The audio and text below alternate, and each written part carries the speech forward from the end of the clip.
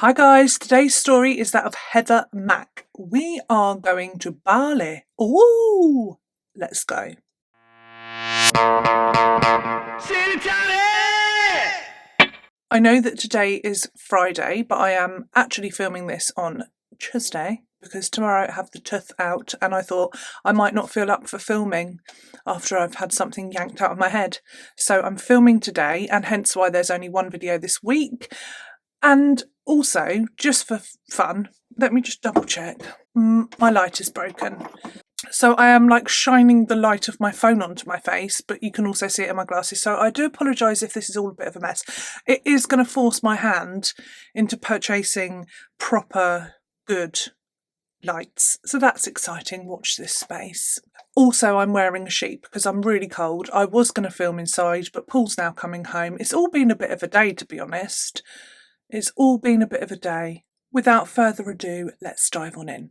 So, I said the case was Heather Mack, but her real name was Lois. I like Lois, I think that's a nice name, but she chose to use her middle name, Heather. Lois Heather Mack, born 1985. I'm lying, 1995, aged her by 10 years. She was born to Sheila von Wise and James Mack. He was a musician.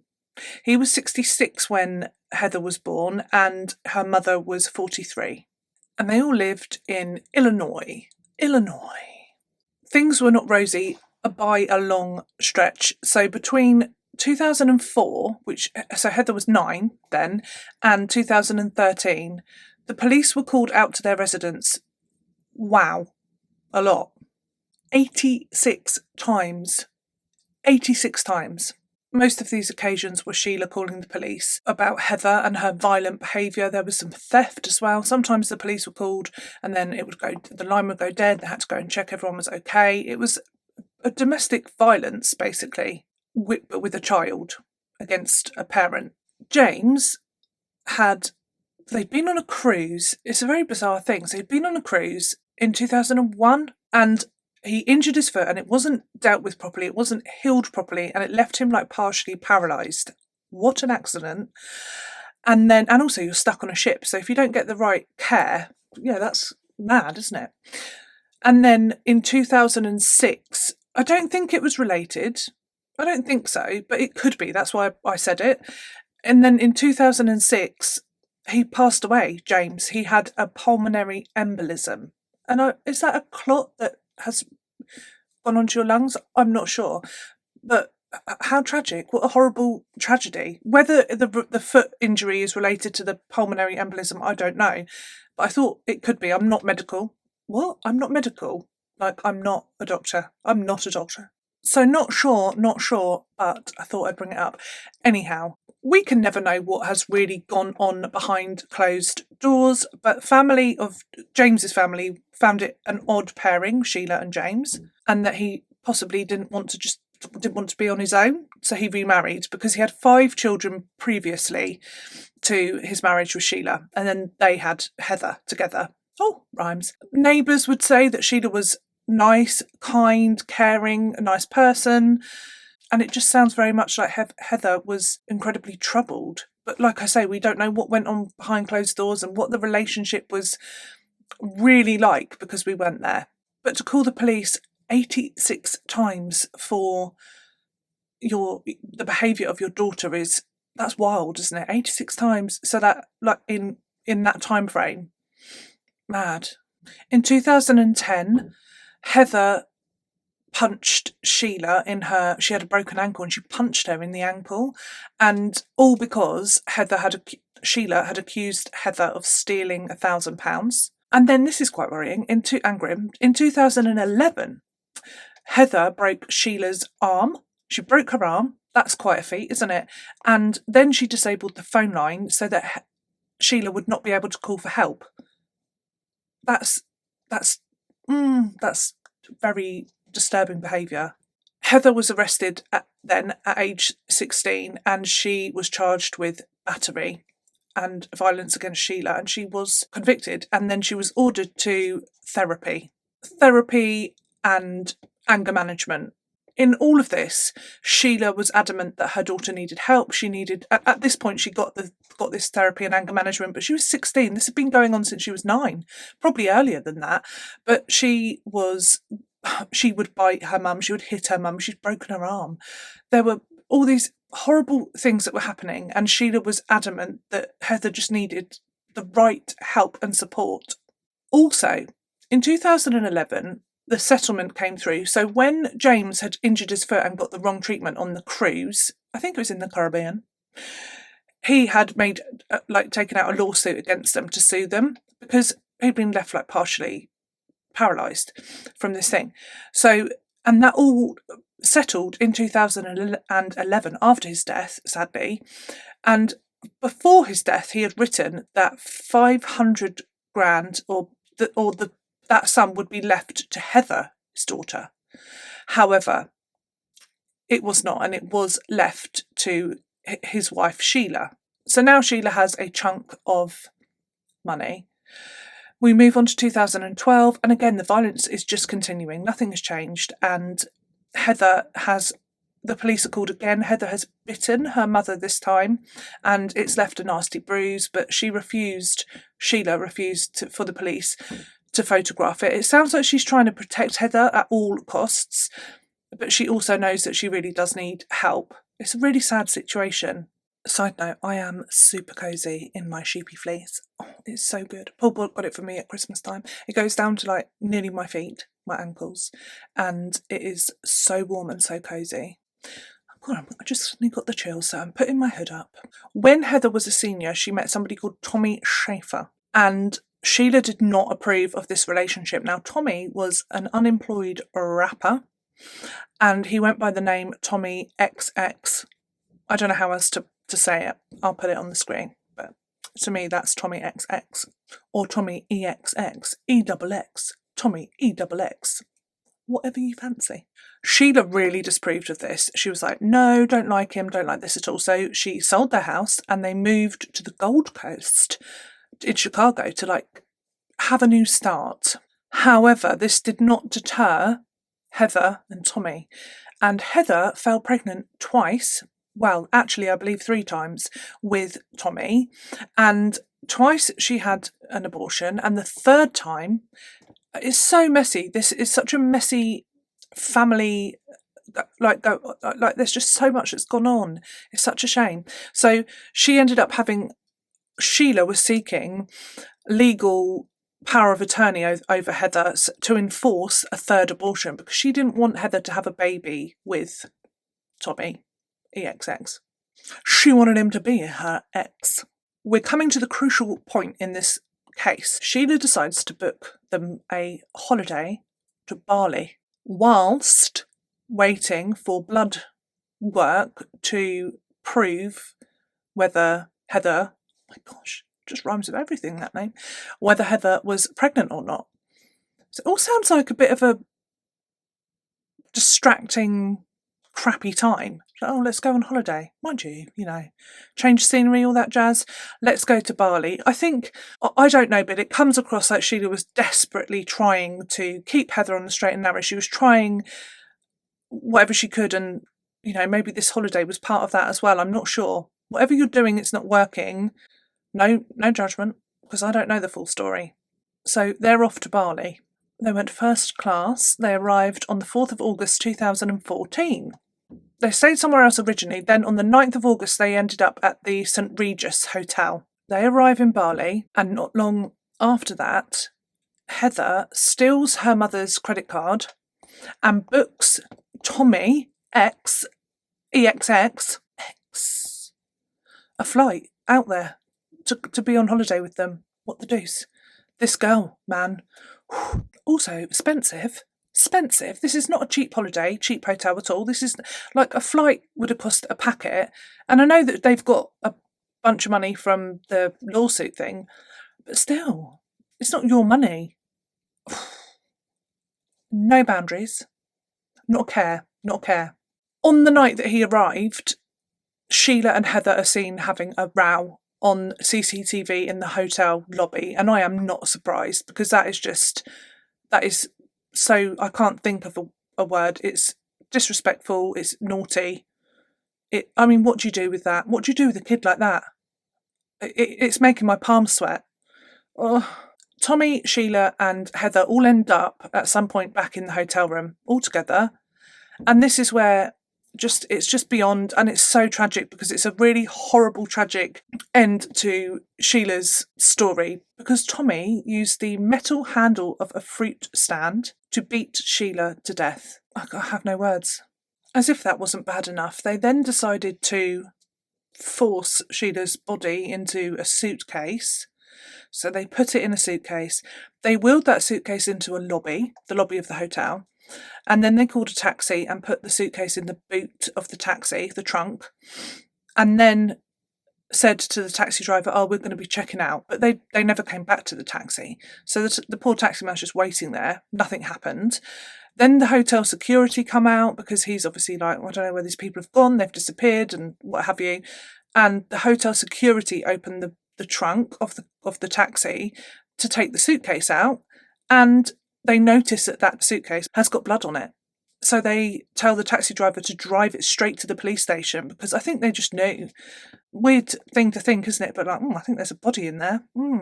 So he does. The taxi driver takes it, and that is where the suitcase is opened and they discover Sheila's body. Heather and Tommy had left the hotel. They were smart enough to do that, but they were found not long after at a nearby motel. And they tried to blag it a bit. They said that it was a burglar had broken into their hotel room at St. Regis and had killed Sheila in front of them, and they had managed to escape and they had fled. Didn't bother to go to the police. No. They went to a motel and that was what they were doing. So Sheila's autopsy showed that she had fought back. There were injuries, defence wounds on her arms and her hands. The police in Bali did not believe Heather and Tommy's story at all. And they just thought they were trying to say anything they could so that they could be taken back to the US. Not surprisingly, because prisons in Bali are rough, like a dog. On the 20th of August, Heather's pregnancy was confirmed.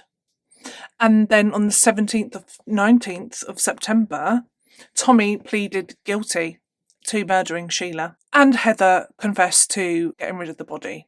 On the 14th of January 2015, they were charged with premeditated murder. Now, that is a scary thing to happen in Bali, where the maximum punishment for this crime is death by the firing squad. Yikes. Tommy said it was a self-defence, right? He said that Sheila had come at him and was trying to strangle him, and that she had threatened to kill their unborn child. Later on that year, Heather gave birth to her baby. It was a baby girl. She called her Estelle, known as Stella. In Bali prison, you are allowed to have your baby with you until they are 2 years old. Heather painted a picture of her relationship with Sheila in interviews, and we have to take it with a pinch of salt because she's in prison for, her murder. But she said they had this, it almost sounds like a trauma bond between them. And she said that Sheila just would not let her go. She tried to move out when she was 18, and apparently Sheila tried to unalive herself and guilt-tripped Heather to come back home. It just sounds very messy, and people on the outside looking in would say that it was a bit of a messy situation, and that they were sort of someone described it as a gridlock. They were locked in together, even though it was a very unhealthy dynamic. Heather was only sentenced to 10 years in prison, and that felt like a really lenient sentence. But it seems like over in Indonesia, under Indonesian law, they are quite lenient on women that have they've just had a baby. So they said, she's just had a baby. So she was sentenced, 10 years is still a long time though. So she was sentenced to 10 years. Heather had a £1.6 million trust fund. So what? So until she was 30, small amounts were released out to her bank, to her. And then when she turned 30, she would get whatever was left. That was the deal. And then when she was in prison and she was going through her trial, it was agreed that $150,000 would be released from her trust fund to pay for her legal fees. So this would have all been lots of paperwork going back and forth between solicitors and whoever was in charge of her fund, I suppose. There's a lot of mention of her uncle, so Sheila's brother. He was not happy at all. And there's me, I'm just thinking, sometimes in cases, especially when people have murdered for, what is the word I'm looking for? Insurance money. They then aren't entitled to it because they've murdered that person and then it's all taken away. I thought this would be the case with the trust. So I'm surprised that her legal fees came out of it. However, Sheila's brother, William, he really fought hard, tooth and nail, to make sure that Heather would not receive any more of this trust money. He was like, she killed my sister. Why is she getting this money? I don't want her to have this money. And he won that battle. He was the executor of Sheila's will. I'm just going to read it off because there was a statute in Illinois which states that if you're involved in a murder and you're a beneficiary, I'm reading the word, beneficiary of a trust of a person you murdered, you lose all rights as a beneficiary. And then in 2018, Heather gave up all of her claim to her mother's estate. Stella was then named as the sole beneficiary of Sheila's estate, so the baby. Prison didn't seem the hard life that everyone had expected for Sheila over in Bali. She hooked up with somebody called Raphael. She had social media, and at some points it seemed like she was drinking, having a nice time. She didn't seem to be very remorseful at all, and also she became addicted to crystal meth. What a ride. On the 29th of October 2021, Heather was released from prison. Early. She'd served 7 years. Also, in this time, she was allowed to request a visit any time with her baby, with Stella, and it was noted that she would see the baby maybe once or twice in every sort of 2 weeks. Make of that what you will. And then she requested to stay in Indonesia. So she's been released and she's like, do you know what? I want to stay. I like it here. I want to be, it's nicer. I'll stay here, thank you. No, they weren't having that. So she was extradited, as well as baby Stella, back to the US. It's not extradited, deported is the word I'm looking for. And guess what? She was arrested on arrival by the Chicago police. She was charged with conspiracy and obstruction of justice. Stella was removed from her care and she was placed with one of Heather's cousins. To note that Schaefer, Tommy, was sentenced to 18 years in prison in Indonesia. So he got 18 years. Back in the US, and there was a call for leniency again, and I don't think it was very lenient. She was then given 26 years in prison. So on top of the 7 that she has served in Bali. And the reason I don't think it is too lenient is because there was a sort of a twist in the case, if you like. A cousin of Tommy's came forward. He was arrested, actually, for telling Tommy and Heather how to kill Sheila. He was sentenced to 9 years for this in 2017. And I think they did this because they offered him a plea. They gave him a lighter sentence if he would give them information about Heather and Tommy, which he did. So he told them that Tommy had approached him to say that Heather had offered him $50,000 to murder her mum. And he was like, oh, right. And then they'd had this discussion, him and his cousin, about how best to go about it.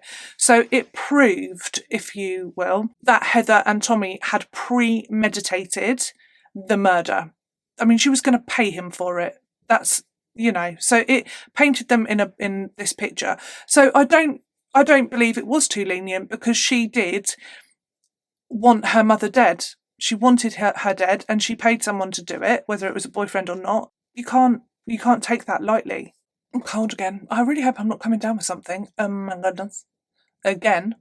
Sheila's brother, William, he really advocated for Sheila's, for justice for Sheila. And bless. Yeah, he wanted to protect the fund and the money, Sheila's money. It wasn't just that. He said, he just couldn't bear it. He was watching Heather have, it didn't seem all that, not bad, I don't know how to phrase it, but she she didn't have any remorse, and she was out there in Bali taking drugs, drinking, hooking up, and I think it was the lack of remorse that he really struggled with it, and he didn't like it at all. And now that she's back, I feel that he believes that justice has been served, and with the 26-year sentence. Also, he said that she'd never showed remorse, but she did apologise in the US. He said he takes that with a pinch of salt because, for example, she'd never reached out to any family over here or anything like that. She'd never apologised before, not written a letter, nothing. And so he was a bit distrustful of that apology. But he said it was there nonetheless, and she'd never actually said sorry or expressed any emotion, like remorse at all, until that point. But it just doesn't sound like Heather cares that much or has that much empathy or feeling. Or there's definitely something going on with Heather, isn't there? Definitely. I'd like to know a bit more about that, but thank you for being here with me today. I thought it best to get up here before the toothy is out. I've got a feeling it's going to make me a bit miserable. I'm on a liquid diet for 24 hours. The thought itself is making me feel miserable. In my chilly little shed with a broken light. Just looked in the viewfinder and it looks like I've got grey roots because of the light, the way the light is. I can assure you, I have not. I'm going to love you and leave you and go and have a cup of tea. I will be back next week on Tuesday and Friday again with new lights and one less tooth in my mouth. I'm going to go. Have a beautiful weekend. I will see you all next week. Be good. Look after yourselves. Cheery bye. Bye.